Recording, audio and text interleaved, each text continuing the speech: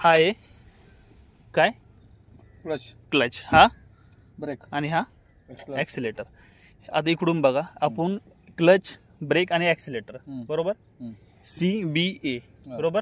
ते झालं उलट साईडनं आपण ह्याला गेलो. आता इकडे बघा ए म्हणजे ॲक्सिलेटर, बी म्हणजे ब्रेक आणि सी म्हणजे क्लच. लक्षात ठेवा. आता क्लच दाबा तुम्ही बरोबर, क्लच सोडून द्या, हा पाय मागं घ्या, दाबा क्लच परत पूर्ण क्लच दाबलाय, क्लच मागं घ्या, परत मागं घ्या क्लच. लक्षात ठेवा.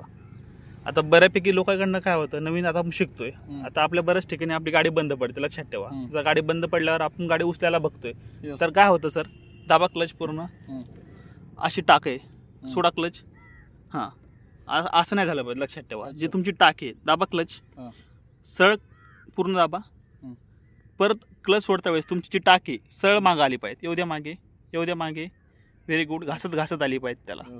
ओके, दाबा परत क्लच, हळूहळू सोडा क्लच, एकदम बरोबर. अशी तुमची टाक आहे ना मागं आली पाहिजे. डायरेक्ट आपण टाक जर उचलली तर आपली गाडी काय होणार, बंद पडणार.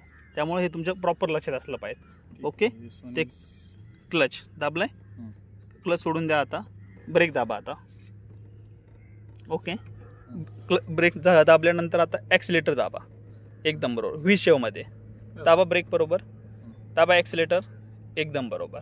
आता तुमचं जे अंगठा आहे बघा, दिसतो अंगठा, हा तुमचा अंगठा या ब्रेकचं पॅड आहे आपला, याच्या वर चालला. लक्षात ठेवा, या सेंटरमध्ये आला पाहिजे, बरोबर सेंटरमध्ये इथं आला पाहिजे, बरोबर. व्हेरी गुड, दाबा ब्रेक, व्हेरी गुड. ते काय झाला, ब्रेक. ॲक्सिलेटर दाबा इकडे, एकदम बरोबर, व्ही शेवमध्ये, ब्रेक ॲक्सिलेटर, ब्रेक ॲक्सिलेटर, हे प्रॉपर लक्षात आलं पाहिजे तुमच्या. ओके सर, कळाली सर माहिती तुम्हाला?